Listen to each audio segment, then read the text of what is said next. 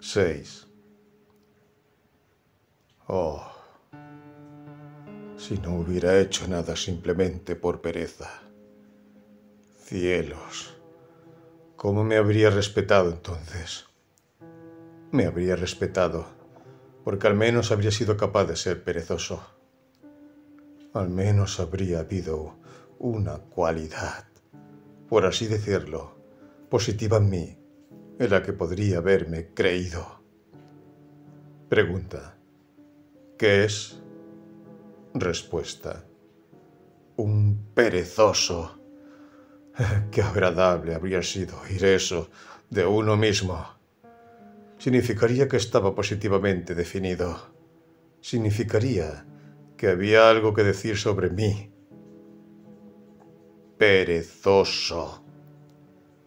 Es una vocación. Una carrera. No bromees. Es así. Entonces sería miembro del mejor club por derecho y encontraría mi ocupación en respetarme continuamente. Conocí a un caballero que se enorgullecía toda su vida de ser un conocedor de la cite. Consideraba esto como su virtud positiva y nunca dudó de sí mismo. Murió, no simplemente con una conciencia tranquila, sino triunfante, y además tenía mucha razón. Entonces debería haber elegido una carrera para mí. Debería haber sido un perezoso y un glotón, no uno simple, sino, por ejemplo, uno con simpatías por todo lo sublime y bello. ¿Qué le parece eso? Hace tiempo que tengo visiones de ello. Ese sublime y bello pesa mucho en mi mente a los 40 años. Pero eso es a los 40 años. Entonces habría sido diferente. Habría encontrado para mí una forma de actividad acorde con ella. Para ser exactos, bebiendo la salud de todo lo sublime y bello. Tendría que haber aprovechado cada oportunidad para dejar caer una lágrima en mi vaso y luego vaciarlo a todo lo que es sublime y bello. Debería entonces haber convertido todo lo sublime y lo bello en la basura más desagradable e incuestionable. Debería haber buscado lo sublime y lo bello. Debería haber exudado lágrimas como una esponja húmeda. Un artista, por ejemplo, pinta un cuadro digno de Gay. De inmediato brindo la salud del artista que pintó el cuadro digno de Gay, porque amo todo lo que es sublime y bello. Un autor ha escrito: como quieras. Al instante brindo la salud de quien quieras, porque amo todo lo que es sublime y bello. Debería reclamar respeto por hacerlo. Debería perseguir a quien no me muestre respeto. Debería vivir a gusto. Debería morir con dignidad. Porque es encantador, perfectamente encantador. Y qué buen vientre redondo debería haber crecido. Qué barbilla de trébol debería haber establecido. Qué nariz de rubí debería haber coloreado para mí, para que todo el mundo dijera mirándome: ¡ah! Aquí hay un activo. Aquí hay algo real y sólido. Y digan lo que quieran. Es muy agradable escuchar tales comentarios sobre uno mismo en esta época negativa. 7. Pero todo esto son sueños dorados. Decidme, ¿quién fue el primero en anunciar? ¿Quién fue el primero en proclamar que el hombre solo hace cosas desagradables porque no conoce sus propios intereses? Y que, si se iluminara, si se le abrieran los ojos a sus verdaderos intereses normales, el hombre dejaría enseguida de hacer cosas desagradables, se volvería enseguida bueno y noble porque, estando iluminado y comprendiendo su verdadero provecho, vería su propio provecho en el bien y no en otra cosa. Y todos sabemos que ningún hombre puede conscientemente actuar contra sus propios intereses. En consecuencia, por así decirlo, por necesidad, comenzaría a hacer el bien. Oh, el niño. Oh, el niño puro e inocente.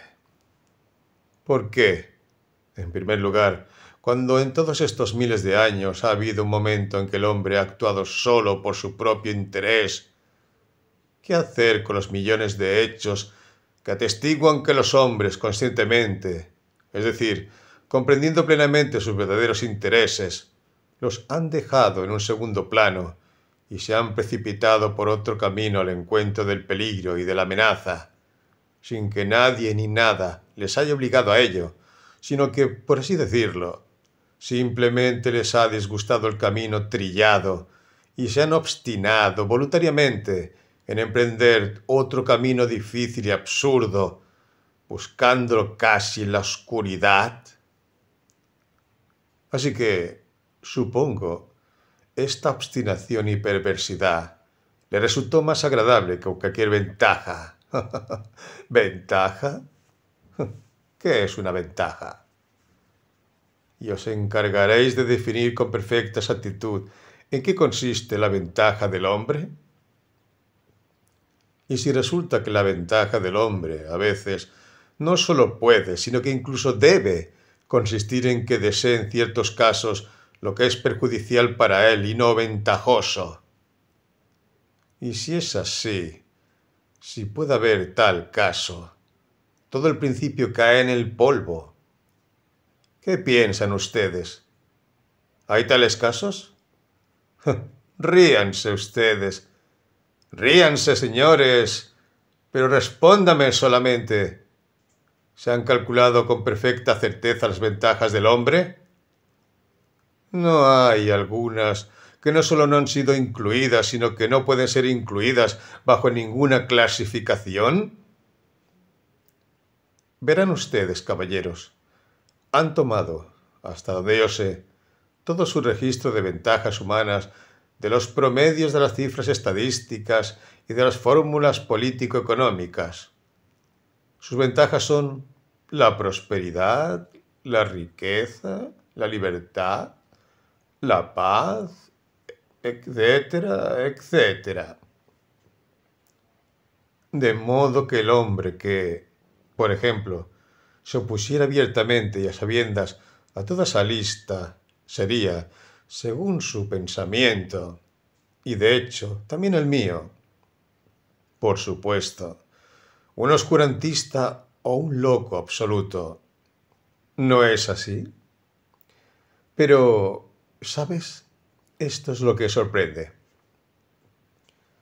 ¿Por qué sucede que todos estos estadísticos, sabios y amantes de la humanidad, cuando hacen el recuento de las ventajas humanas, invariablemente dejan fuera una? Y tan siquiera la toman en cuenta en la forma en que debe ser tomada, y todo el cálculo depende de eso. No sería un asunto mayor. Simplemente tendrían que tomarla, esta ventaja, y añadirla a la lista. Pero el problema es que esta extraña ventaja no entra en ninguna clasificación y no tiene cabida en ninguna lista. Tengo un amigo, por ejemplo... Caballeros, pero por supuesto que también es su amigo. Y de hecho no hay nadie para quien no sea un amigo.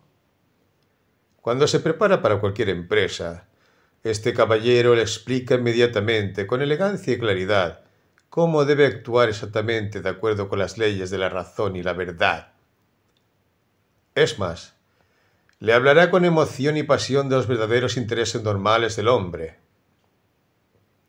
Con ironía, reprenderá a los tontos miopes que no comprenden sus propios intereses, ni el verdadero significado de la virtud.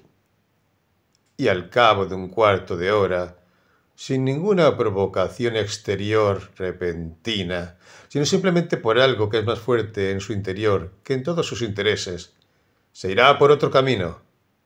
Es decir, actuará en oposición directa a lo que se acaba de decir sobre sí mismo, en oposición a las leyes de la razón, en oposición a su propio beneficio, de hecho, en oposición a todo.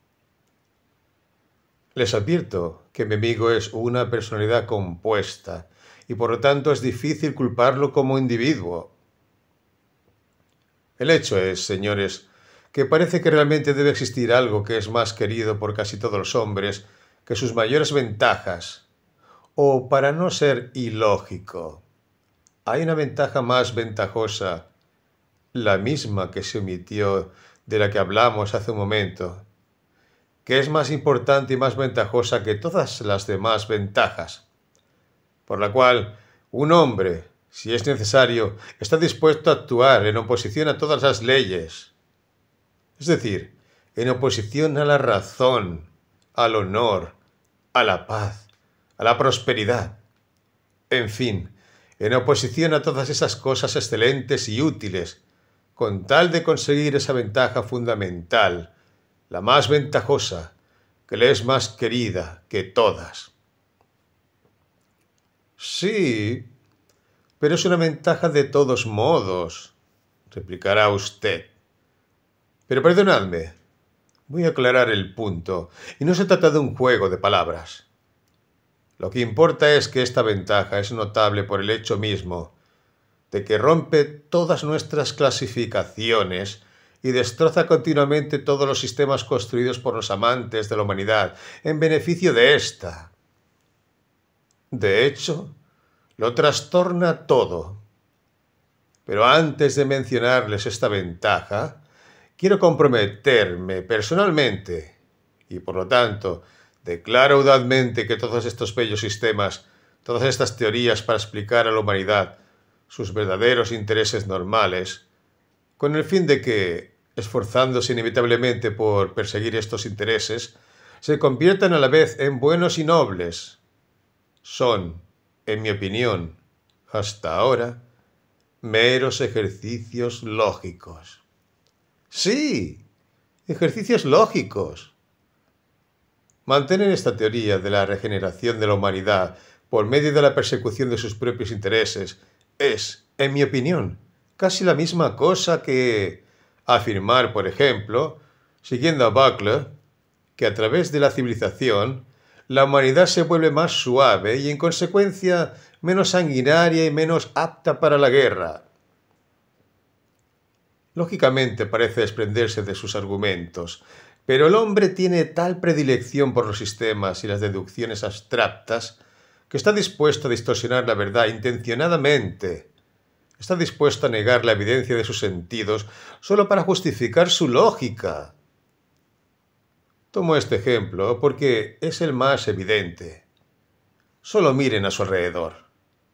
La sangre se derrama a raudales, y de la manera más alegre, como si fuera champán. Tome todo el siglo XIX, en el que vivió Butler. Toma Napoleón el Grande, y también al actual. Tomad América del Norte, la eterna unión. Tome la farsa de Schleswig-Holstein. ¿Y qué es lo que la civilización ablanda en nosotros? La única ganancia de la civilización para la humanidad es la mayor capacidad de variedad de sensaciones y absolutamente nada más. Y a través del desarrollo de esta multiplicidad de sensaciones, el hombre puede llegar a encontrar placer en el derramamiento de sangre. De hecho, esto ya le ha ocurrido.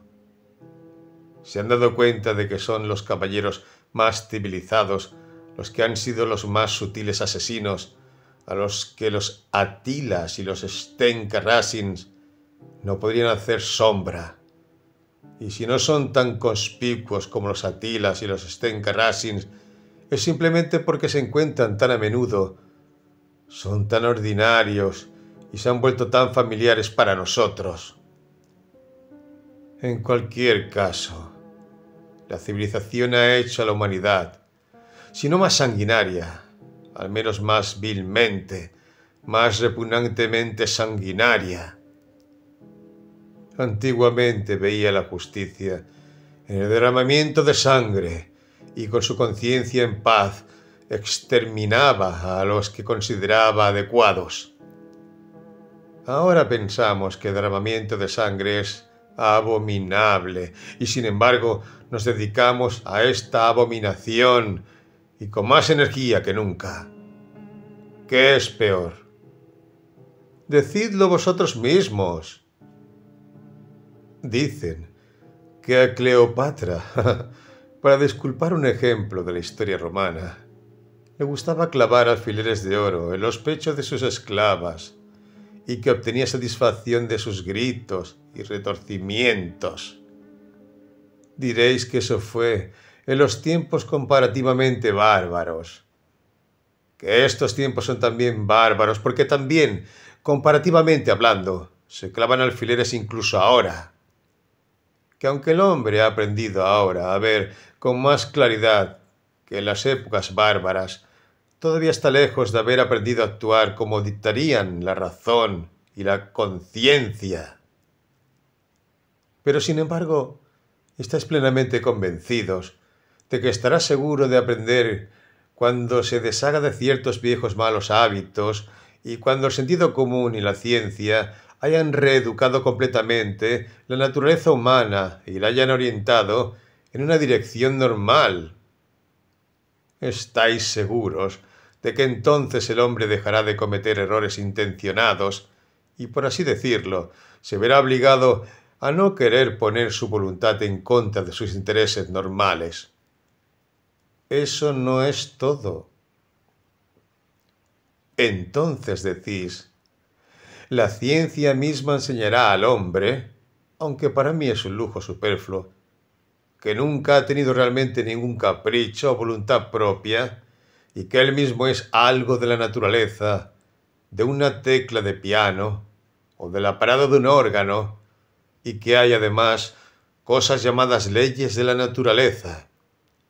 De modo que todo lo que hace no se hace por su voluntad, sino que se hace por sí mismo, por las leyes de la naturaleza. Por lo tanto, solo tenemos que descubrir estas leyes de la naturaleza y el hombre ya no tendrá que responder por sus acciones y la vida se volverá extremadamente fácil para él. Todas las acciones humanas serán entonces, por supuesto, tabuladas según estas leyes, matemáticamente, como tablas de logaritmos hasta 108.000 y anotadas en un índice, o mejor aún, se publicarían ciertas obras edificantes de la naturaleza de los léxicos enciclopédicos en las que todo estará tan claramente calculado y explicado que no habrá más incidentes ni aventuras en el mundo. Entonces, todo esto es lo que usted dice. Se establecerán nuevas relaciones económicas, todas listas y elaboradas con exactitud matemática, de modo que toda posible pregunta se desvanecerá en un abrir y cerrar de ojos, sencillamente porque se le dará toda posible respuesta. Entonces construirá el palacio de cristal. Entonces, de hecho, esos serán días felices. Por supuesto. No hay garantía. Este es mi comentario, de que no será, por ejemplo, espantosamente aburrido entonces, porque ¿qué tendrá uno que hacer cuando todo estará calculado y tabulado? Pero, por otro lado, todo será extraordinariamente racional. Por supuesto, el aburrimiento puede llevarte a cualquier cosa. Es que el aburrimiento lo pone a uno a clavar alfileres de oro en la gente, pero todo eso no importaría. Lo malo, este es mi comentario de nuevo, es que me atrevo a decir que la gente estará agradecida por los alfileres de oro entonces. El hombre es estúpido. Lo sabes. Fenomenalmente estúpido. O más bien, no es nada estúpido, pero es tan desagradecido que no podías encontrar otro como él en toda la creación.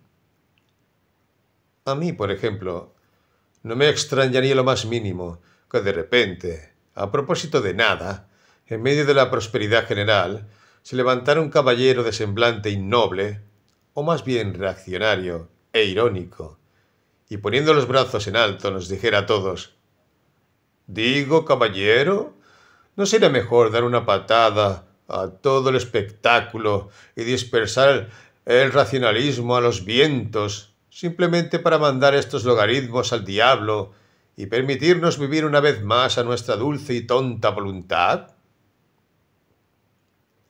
Eso tampoco importaría. Pero lo que sí es molesto es que seguro que encontraría adeptos. Tal es la naturaleza del hombre, y todo ello por la razón más insensata, que se diría apenas merece la pena mencionar. Es decir, que el hombre, en todas partes y en todos los tiempos, sea quien sea, ha preferido actuar como ha elegido, y no en absoluto como le dictaban su razón y su ventaja. Y uno puede elegir lo que es contrario a sus propios intereses, y a veces debe hacerlo positivamente. Esa es mi idea.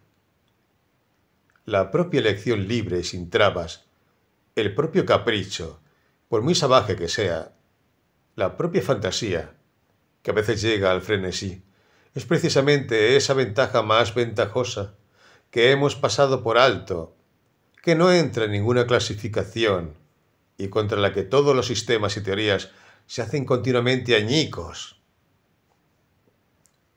¿Y cómo saben estos sabios que el hombre quiere una elección normal, virtuosa? ¿Qué les ha hecho concebir que el hombre debe querer una elección racionalmente ventajosa? Lo que el hombre quiere es simplemente una elección independiente, cueste lo que cueste, esa independencia, y lleve a donde lleve.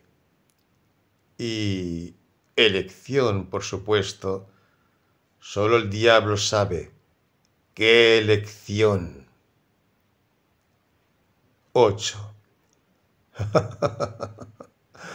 Pero usted sabe que no existe la elección en la realidad. Diga lo que quiera, interpondrá con una risita. La ciencia ha conseguido analizar tanto al hombre que ya sabemos que la elección y lo que se llama libertad de voluntad no es otra cosa que... Quietos, señores. Yo mismo iba a empezar con eso, lo confieso. Estaba bastante asustado. Iba a decir que el diablo solo sabe de qué depende la elección y que tal vez eso era algo muy bueno, pero recordé la enseñanza de la ciencia y me recompuse. Y aquí has empezado con ello. En efecto, si algún día se descubre realmente una fórmula para todos nuestros deseos y caprichos, es decir, una explicación de qué dependen, por qué leyes surgen, cómo se desarrollan, a qué aspiran en un caso y en otro, y así sucesivamente, es decir, una verdadera fórmula matemática, entonces lo más probable es que el hombre deje de sentir deseo de inmediato. Es más, estará seguro de ello. Porque, ¿quién querría elegir por norma? Además, de inmediato se transformará de ser humano en un órgano parada o algo por el estilo. Porque, ¿qué es un hombre sin deseos, sin libre albedrío y sin elección, sino una parada en un órgano? ¿Qué opinas?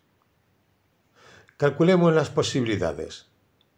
¿Puede suceder algo así o no? ¡Hombre!, decides. Nuestra elección suele ser errónea desde una falsa visión de nuestra ventaja. A veces elegimos un sinsentido absoluto porque en nuestra necedad vemos en ese sinsentido el medio más fácil para conseguir una supuesta ventaja. Pero cuando todo eso se explique y se elabore sobre el papel, lo cual es perfectamente posible, pues es despreciable y sin sentido suponer que algunas leyes de la naturaleza el hombre nunca las entenderá. Entonces, ciertamente los llamados deseos ya no existirán. Porque si un deseo entrara en conflicto con la razón, entonces razonaremos y no desearemos, porque será imposible retener la razón para ser insensatos en nuestros deseos, y de ese modo actuar a sabiendas contra la razón y el deseo para perjudicarnos a nosotros mismos. Y como toda elección y razonamiento pueden ser realmente calculados, porque algún día se descubrirán las leyes de nuestro llamado libre albedrío, así, bromas aparte, puede que algún día se construya algo así como una tabla con ellas, de modo que realmente elegiremos de acuerdo con ella.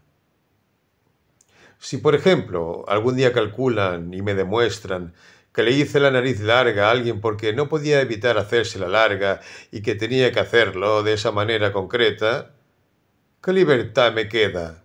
Sobre todo si soy un hombre culto y me he licenciado en alguna parte. Entonces debería poder calcular toda mi vida durante 30 años de antemano. En resumen, si esto se pudiera arreglar, no nos quedaría nada por hacer. De todos modos, tendríamos que entenderlo, y de hecho deberíamos repetirnos incansablemente que en tal o cual momento y en tales o cuales circunstancias, la naturaleza no nos pide permiso, que tenemos que tomarla tal como es y no moldearla a nuestro antojo. Y si realmente aspiramos a fórmulas y tablas de reglas, y bueno, incluso a la réplica química, no hay ayuda para ello. Debemos aceptar la réplica también, o bien será aceptada sin nuestro consentimiento. Sí, pero aquí me detengo. Señores, deben disculparme por ser demasiado filosófico. Es el resultado de 40 años bajo tierra. Permítame dar rienda suelta a mi fantasía. Verán, señores, la razón es algo excelente. Eso no se discute. Pero la razón no es más que la razón y solo satisface el lado racional de la naturaleza del hombre, mientras que la voluntad es una manifestación de toda la vida, es decir, de toda la vida humana, incluyendo la razón y todos los impulsos. Y aunque nuestra vida, en esta manifestación de la misma, a menudo carece de valor, sin embargo es vida y no una simple extracción de raíces cuadradas. Aquí yo, por ejemplo, quiero naturalmente vivir para satisfacer todas mis capacidades de vida y no simplemente mi capacidad de raciocinio, es decir, no simplemente una 20ª parte de mi capacidad de vida. ¿Qué sabe la razón? La razón solo sabe lo que ha logrado aprender. Algunas cosas tal vez no las aprenderá nunca. Esto es un pobre consuelo, pero ¿por qué no decirlo con franqueza? Y la naturaleza humana actúa como un todo, con todo lo que hay en ella, consciente e inconscientemente, y aunque vaya mal, vive. Sospecho, señores, que me miran con compasión. Me dicen de nuevo que un hombre ilustrado y desarrollado, tal, en fin, como será el hombre futuro, no puede desear conscientemente nada desventajoso para sí mismo, que eso se puede demostrar matemáticamente. Estoy totalmente de acuerdo en que si, por medio de las matemáticas, pero repito por 100ª vez, que hay un caso, uno solo, en que el hombre puede desear conscientemente, a propósito, lo que es perjudicial para sí mismo, lo que es estúpido, muy estúpido, simplemente para tener derecho a desear para sí mismo incluso lo que es muy estúpido y no estar obligado a desear solo lo que es sensato. Por supuesto, esta cosa muy estúpida, este capricho nuestro, puede ser en realidad, señores, más ventajoso para nosotros que cualquier otra cosa en la tierra, especialmente en ciertos casos. Y en particular puede ser más ventajosa que cualquier otra ventaja, incluso cuando nos hace un daño evidente y contradice las conclusiones más sólidas de nuestra razón respecto a nuestra ventaja. Pues en cualquier circunstancia preserva para nosotros lo que es más precioso y más importante, es decir, nuestra personalidad, nuestra individualidad. Algunos sostienen que esto es realmente lo más precioso para la humanidad. La elección puede, por supuesto, si lo desea, estar de acuerdo con la razón. Y especialmente si no se abusa de ella, sino que se mantiene dentro de los límites. Es provechosa y a veces incluso loable, pero muy a menudo, e incluso la mayoría de las veces, la elección se opone total y obstinadamente a la razón. Y sabéis que eso también es provechoso, a veces incluso loable.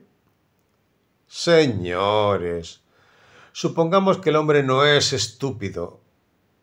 De hecho, uno no puede negarse a suponer eso, aunque solo sea por la única consideración de que si el hombre es estúpido, entonces, ¿quién es sabio?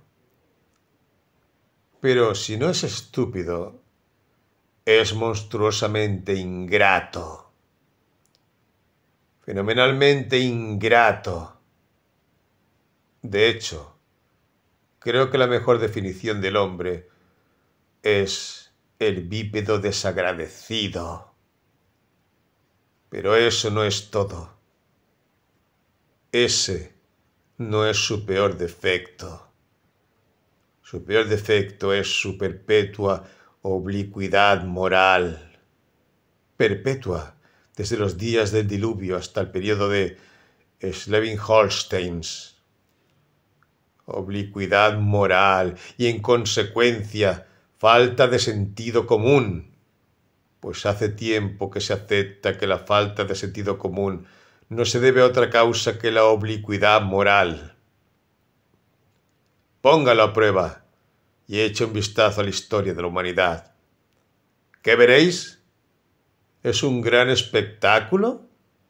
Grandioso, si queréis. Tome el Coloso de Rodas, por ejemplo. Eso vale algo. Con razón el señor Anaevsky atestigua de él que algunos dicen que es obra de la mano del hombre, mientras que otros sostienen que ha sido creado por la propia naturaleza. ¿Es multicolor? Puede ser que también sea de muchos colores. Si uno toma los uniformes de gala, militares y civiles, de todos los pueblos, en todas las épocas, solo eso vale la pena.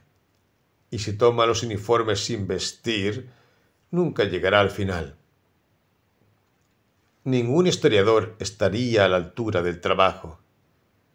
¿Es monótono? Puede que también sea monótono. Es luchar y luchar. Ahora están luchando. Lucharon primero y lucharon después. Admitirás que es casi demasiado monótono. En resumen, se puede decir cualquier cosa sobre la historia del mundo. Cualquier cosa que pueda entrar en la imaginación más desordenada. Lo único que no se puede decir es que es racional. La propia palabra se atasca en la garganta. Y en efecto, esto es lo extraño que ocurre continuamente. Continuamente aparecen en la vida personas morales y racionales, sabios y amantes de la humanidad, que se proponen vivir toda su vida lo más moral y racionalmente posible, ser, por así decirlo, una luz para sus vecinos, simplemente para mostrarles que es posible vivir moral y racionalmente en este mundo. Y sin embargo, todos sabemos que esas mismas personas, tarde o temprano, han sido falsas para sí mismas, jugando algún extraño truco, a menudo de lo más indecoroso. Ahora os pregunto, ¿qué se puede esperar del hombre, puesto que es un ser dotado de extrañas cualidades? Derramad sobre él todas las bendiciones terrenales, ahogadlo en un mar de felicidad, de modo que no se vean más que burbujas de dicha en la superficie. Dadle prosperidad económica, de modo que no tenga otra cosa que hacer que dormir, comer pasteles y ocuparse de la continuación de su especie, e incluso entonces, por pura ingratitud, por puro despecho, el hombre os jugaría alguna mala pasada. Incluso arriesgaría sus pasteles y desearía deliberadamente la basura más fatal, el absurdo más antieconómico, simplemente para introducir en todo este buen sentido positivo su fatal elemento fantástico. Son justamente sus sueños fantásticos, su vulgar locura, lo que deseará conservar, simplemente para demostrarse a sí mismo, como si eso fuera tan necesario, que los hombres siguen siendo hombres y no las teclas de un piano, que las leyes de la naturaleza amenazan con controlar tan completamente que pronto no se podrá desear más que por el calendario. Y eso no es todo. Incluso si el hombre no fuera realmente más que una tecla de piano, incluso si esto se le demostrara por la ciencia natural y las matemáticas, incluso entonces no se volvería razonable, sino que haría a propósito algo perverso por simple ingratitud, simplemente para ganar su punto. Y si no encuentra los medios, inventará la destrucción y el caos, inventará sufrimientos de todo tipo, solo para ganar su punto.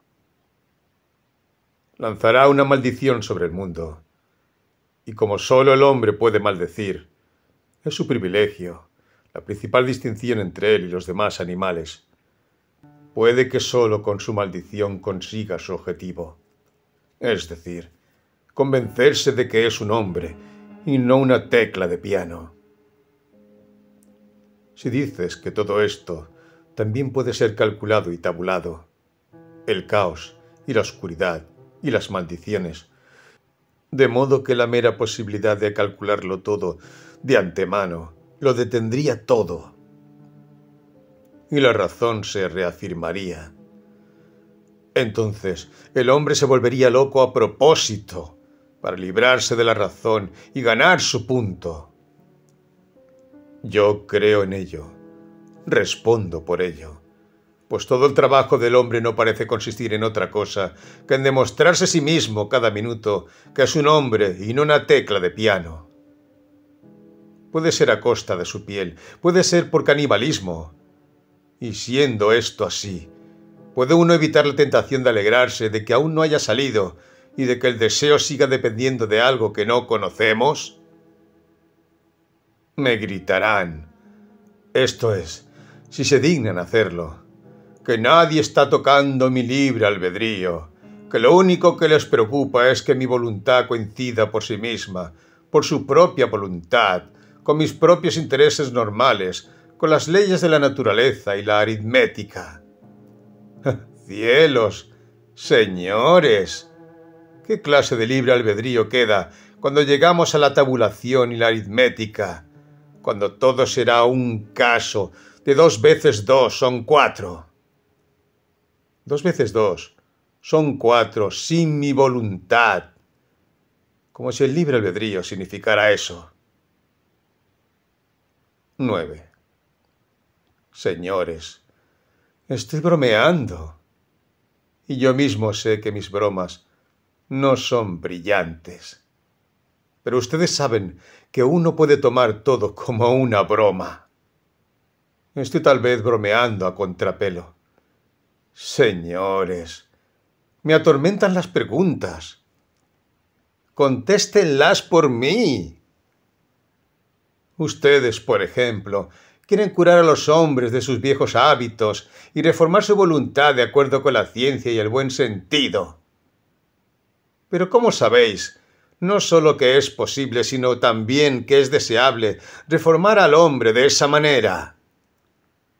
¿Y qué os lleva a la conclusión de que las inclinaciones del hombre necesitan ser reformadas? En resumen, ¿cómo sabes que esa reforma será un beneficio para el hombre? Y para ir a la raíz del asunto, ¿por qué estás tan positivamente convencido de que no actuar en contra de sus verdaderos intereses normales, garantizados por las conclusiones de la razón y la aritmética, es ciertamente siempre ventajoso para el hombre y debe ser siempre una ley para la humanidad? Hasta ahora, usted sabe, esto es solo su suposición. Puede ser la ley de la lógica, pero no la ley de la humanidad. ¿Creen, señores, que estoy loco? Permítanme que me defienda. Estoy de acuerdo en que el hombre es un animal preeminentemente creativo, predestinado a esforzarse conscientemente por un objeto y a dedicarse a la ingeniería, es decir, a hacer incesante y eternamente nuevos caminos, donde quiera que éstos conduzcan.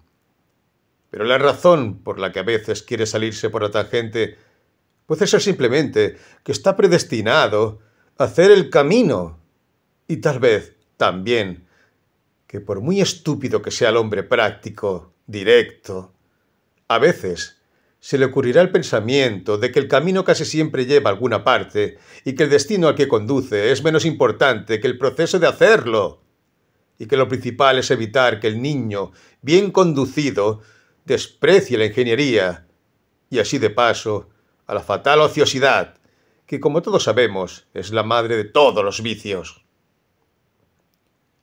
Al hombre le gusta hacer caminos y crear. Eso es un hecho indiscutible. Pero ¿por qué tiene también un amor tan apasionado por la destrucción y el caos? Díganme eso. Pero sobre este punto quiero decir yo mismo un par de palabras. ¿No será que ama el caos y la destrucción? No se puede discutir que a veces los ama, porque tiene un miedo instintivo de alcanzar su objetivo y completar el edificio que está construyendo. ¿Quién sabe? Tal vez solo ame ese edificio a distancia y no esté enamorado de él de cerca.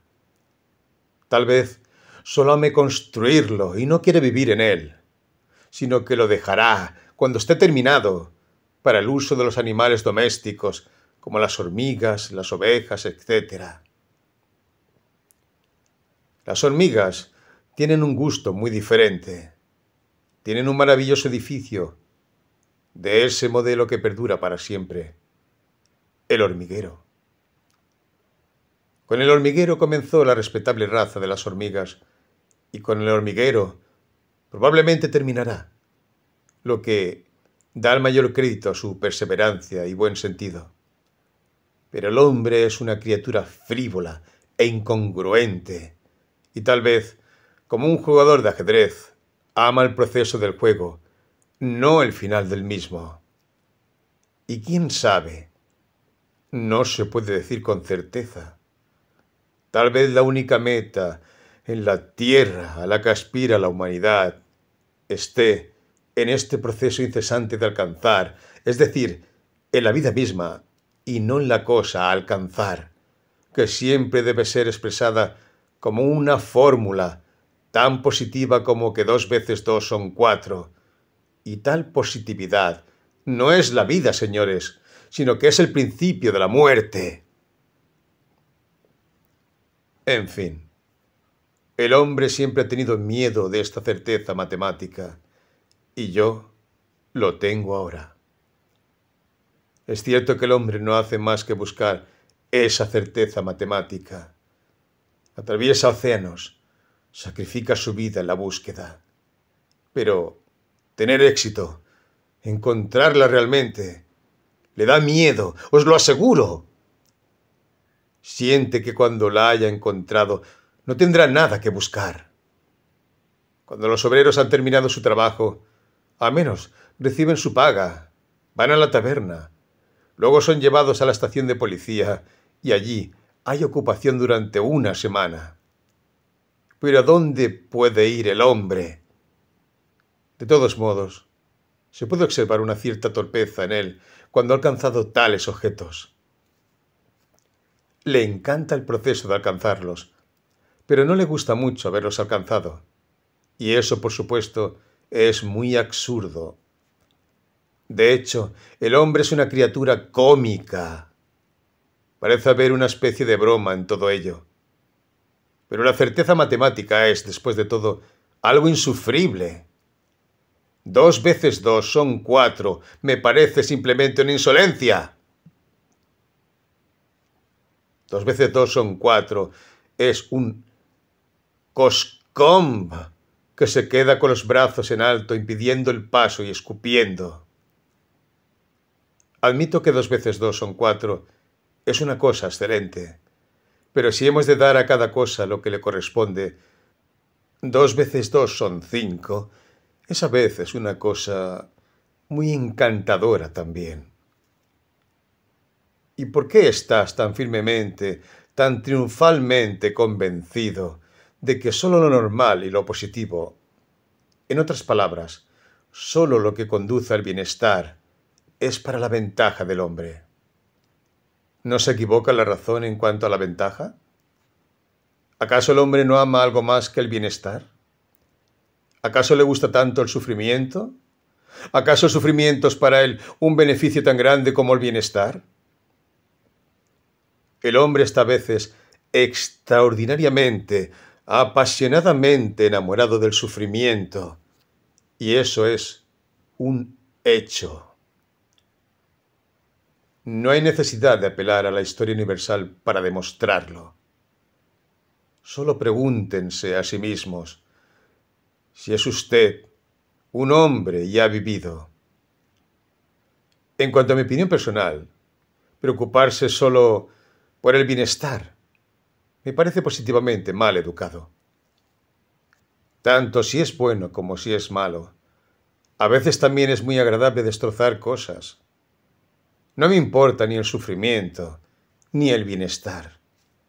Estoy a favor de mi capricho y de que se me garantice cuando sea necesario. El sufrimiento estaría fuera de lugar en los vodevils, por ejemplo. Lo sé. En el Palacio de Cristal es impensable. El sufrimiento significa la duda, la negación. ¿Y de qué serviría un palacio de cristal si pudiera haber alguna duda al respecto? Y sin embargo, creo que el hombre nunca renunciará al verdadero sufrimiento, es decir, a la destrucción y al caos, porque el sufrimiento es el único origen de la conciencia. Aunque al principio dije que la conciencia es la mayor desgracia para el hombre, sé que el hombre la aprecia y no renunciaría a ella por ninguna satisfacción. La conciencia, por ejemplo, es infinitamente superior al doble de 2 hace 4. Una vez que se tiene la certeza matemática, no queda nada por hacer ni por entender. No quedará más que embotellar tus 5 sentidos y sumergirte en la contemplación. Mientras que si te aferras a la conciencia, aunque se obtenga el mismo resultado, al menos podrás flagelarte a veces, y eso en todo caso te animará. Por reaccionario que sea, el castigo corporal es mejor que nada. 10. Usted cree en un palacio de cristal que nunca podrá ser destruido. Un palacio en el que no se podrá sacar la lengua ni hacer una nariz larga a escondidas. Y tal vez sea precisamente por eso, por lo que tengo miedo de este edificio, que es de cristal y que nunca puede ser destruido, y que no se puede sacar la lengua ante él, ni siquiera a escondidas. Verás, si no fuera un palacio, sino un gallinero. Podría meterme en él para no mojarme. Y sin embargo, no llamaría palacio al gallinero por gratitud a él, por mantenerme seco. Te ríes y dices que en tales circunstancias un gallinero es tan bueno como una mansión. Sí, respondo, si uno tuviera que vivir simplemente para mantenerse alejado de la lluvia. Pero ¿qué se puede hacer si se me ha metido en la cabeza que ese no es el único objeto de la vida y que si hay que vivir es mejor hacerlo en una mansión? Esa es mi elección, mi deseo. Solo lo erradicarás cuando hayas cambiado mi preferencia. Pues bien, cámbiala. Sedúceme con otra cosa. Dame otro ideal. Pero mientras tanto, no aceptaré un gallinero como mansión. El palacio de cristal puede ser un sueño ocioso. Puede ser que sea inconsistente con las leyes de la naturaleza y que lo haya inventado solo por mi propia estupidez, por los anticuados hábitos irracionales de mi generación, pero ¿qué me importa que sea incoherente? Eso no importa, ya que existen mis deseos, o mejor dicho, existe mientras existan mis deseos. ¿Quizás te ríes de nuevo? Ríete. Soportaré cualquier burla antes que fingir que estoy satisfecho cuando tengo hambre.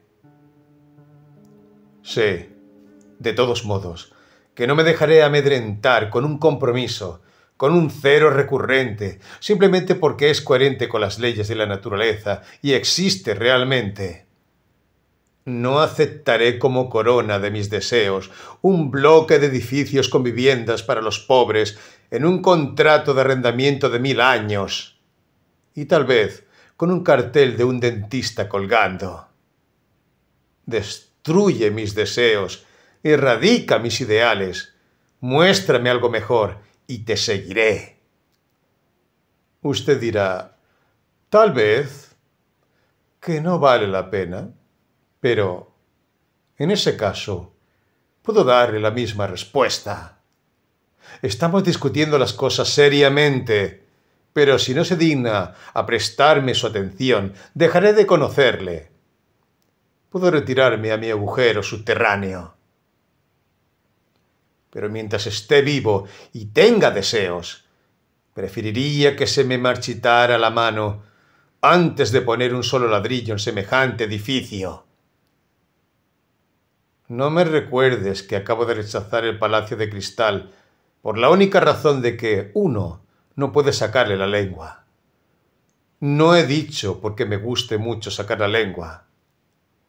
Tal vez lo que me molestó fue que, de todos sus edificios, no ha habido ninguno en el que no se pueda sacar la lengua.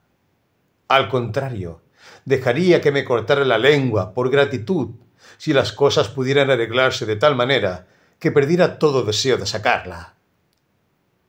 No es mi culpa que las cosas no se puedan arreglar así y que uno tenga que conformarse con los bemoles del modelo. Entonces, ¿por qué estoy hecho con tales deseos? ¿Puedo haber sido construido simplemente para llegar a la conclusión de que toda mi construcción es un engaño? ¿Puede ser este todo mi propósito? No lo creo. Pero ¿sabes qué? Estoy convencido de que nosotros, los subterráneos, debemos mantenernos en un bordillo, aunque estemos 40 años bajo tierra sin hablar. Cuando salimos a la luz del día y nos escapamos, hablamos y hablamos y hablamos. 11. En resumen, señores, es mejor no hacer nada, mejor la inercia consciente, y así, viva el underground. Aunque he dicho que envidio al hombre normal hasta la última gota de mi bilis, no me gustaría estar en su lugar tal como está ahora, aunque no dejaré de envidiarlo. No, de todos modos, la vida subterránea es más ventajosa. Allí, en todo caso, uno puede... pero incluso ahora estoy mintiendo. Miento porque yo mismo sé que lo mejor no es el subsuelo, sino algo diferente, muy diferente de lo que estoy sediento, pero no puedo encontrar. Maldita sea la clandestinidad. Les diré otra cosa que sería mejor, y es que yo mismo creyera en algo de lo que acabo de escribir. Les juro, señores, que no hay ni una sola cosa, ni una sola persona de lo que he escrito que crea realmente. Es decir, lo creo tal vez, pero al mismo tiempo siento y sospecho que estoy mintiendo como un zapatero. Entonces, ¿por qué has escrito todo esto?, me dirás. Debería ponerte bajo tierra durante 40 años sin nada que hacer y luego ir a buscarte a tu sótano para saber a qué punto has llegado. ¿Cómo se puede dejar a un hombre sin nada que hacer durante 40 años? ¿No es eso vergonzoso? ¿No es eso humillante?, dirán ustedes tal vez, moviendo despectivamente la cabeza. Tenéis sed de vida y tratáis de resolver los problemas de la vida mediante una maraña lógica. Y qué persistentes, qué insolentes son vuestras andanadas, y al mismo tiempo, qué sustos lleváis. Dices tonterías y te complaces en ellas. Dices cosas impúdicas y estás continuamente alarmado y disculpándote por ellas. Declaras que no tienes miedo de nada y al mismo tiempo intentas congraciarte en nuestra buena opinión. Declaras que te rechinan los dientes y al mismo tiempo tratas de ser ingenioso para divertirnos. Sabe que sus ocurrencias no son ingeniosas, pero evidentemente está satisfecho de su valor literario. Tal vez haya sufrido de verdad, pero no respeta su propio sufrimiento. Puede que tenga sinceridad, pero no tiene modestia. Por la más insignificante vanidad, expone su sinceridad a la publicidad y a la ignominia. Sin duda quieres decir algo, pero ocultas tu última palabra por miedo, porque no tienes la resolución de pronunciarla y solo tienes un cobarde descaro. Te jactas de tener conciencia, pero no estás seguro de tu fundamento, pues aunque tu mente funciona, tu corazón está oscurecido y corrupto, y no puedes tener una conciencia plena y genuina sin un corazón puro. ¡Y qué entrometido eres! ¿Cómo insistes y haces muecas? ¡Mentiras, mentiras, mentiras! Por supuesto que yo mismo he inventado todas las cosas que dices. Eso también es de la clandestinidad. Llevo 40 años escuchándote a través de una grieta bajo el suelo. Las he inventado yo mismo. No había otra cosa que pudiera inventar. No es de extrañar que me lo haya aprendido de memoria y que haya tomado una forma literaria. Pero realmente puedes ser tan crédulo como para pensar que voy a imprimir todo esto y dártelo a leer también. Y otro problema. ¿Por qué les llamo señores? ¿Por qué me dirijo a ustedes como si fueran realmente mis lectores? Confesiones como las que pretendo hacer nunca se imprimen ni se dan a leer a otras personas. De todos modos, no soy lo suficientemente fuerte para eso, y no veo por qué debería serlo. Pero ya ves que se me ha ocurrido una fantasía, y quiero realizarla a toda costa. Me explico. Todo hombre tiene recuerdos que no quiere contar a todo el mundo, sino solo a sus amigos. Tiene otros asuntos en su mente que no revelaría ni siquiera a sus amigos, sino solo a sí mismo, y eso en secreto. Pero hay otras cosas que un hombre teme contarse incluso a sí mismo, y todo hombre decente tiene un número de tales cosas almacenadas en su mente. Cuanto más decente es, mayor es el número de esas cosas en su mente. De todos modos, últimamente me he propuesto recordar algunas de mis primeras aventuras. Hasta ahora siempre las había evitado, incluso con cierto desasosiego. Ahora, cuando no solo las recuerdo, sino que me he decidido a escribir un relato de ellas, quiero probar el experimento, si se puede, incluso con uno mismo, ser perfectamente abierto y no asustarse ante toda la verdad. Observaré, entre paréntesis, que Heine dice que una verdadera autobiografía es casi una imposibilidad y que el hombre está obligado a mentir sobre sí mismo. Considera que Rousseau ciertamente mintió sobre sí mismo en sus confesiones e incluso mintió intencionadamente por vanidad.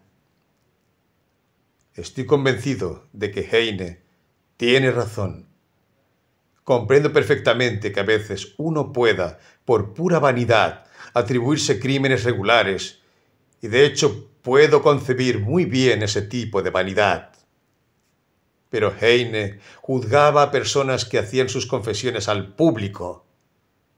Yo solo escribo para mí, y quiero declarar de una vez por todas que si escribo como si me dirigiera a los lectores, es simplemente porque me resulta más fácil escribir de esa forma. Es una forma vacía. Nunca tendré lectores. Ya lo he dejado claro. No quiero que ninguna restricción me impida redactar mis notas. No intentaré ningún sistema o método. Apuntaré las cosas tal y como las recuerdo. Pero aquí, tal vez, alguien se dé cuenta de la palabra y me pregunte: si realmente no cuentas con lectores, ¿por qué haces tales pactos contigo mismo? Y también sobre el papel. Es decir, que no intentarás ningún sistema o método, que apuntarás las cosas según las recuerdes, etcétera, etcétera. ¿Por qué das explicaciones? ¿Por qué te disculpas? Bueno, ahí está, respondo. Pero hay toda una psicología en todo esto. Tal vez es simplemente que soy un cobarde. Y quizás es que imagino a propósito un público delante de mí para poder ser más digno mientras escribo. Quizá haya miles de razones. Una vez más, ¿cuál es mi objetivo al escribir? Si no es el beneficio del público, ¿por qué no debería simplemente recordar estos incidentes en mi propia mente sin ponerlos por escrito? Así es, pero, sin embargo, es más imponente sobre el papel. Hay algo más impresionante en ello. Podré criticarme mejor y mejorar mi estilo. Además, tal vez obtenga un alivio real al escribir. Hoy, por ejemplo, estoy particularmente oprimido por un recuerdo de un pasado lejano. Volvió a mi mente de forma vívida hace unos días y ha permanecido persiguiéndome como una melodía molesta de la que uno no puede deshacerse. Y sin embargo, debo deshacerme de él de alguna manera. Tengo cientos de recuerdos de este tipo, pero a veces alguno sobresale de entre los 100 y me oprime. Por alguna razón creo que si lo escribo me liberaré de él. ¿Por qué no intentarlo? Además, me aburro y nunca tengo nada que hacer. Escribir será una especie de trabajo. Dicen que el trabajo hace al hombre bondadoso y honesto. Bueno, aquí hay una oportunidad para mí, de todos modos. Hoy está cayendo nieve, amarilla y sucia. También cayó ayer y hace unos días. Creo que es la nieve húmeda la que me ha recordado aquel incidente del que ahora no puedo desprenderme, y así, que sea una historia a propósito de la nieve que cae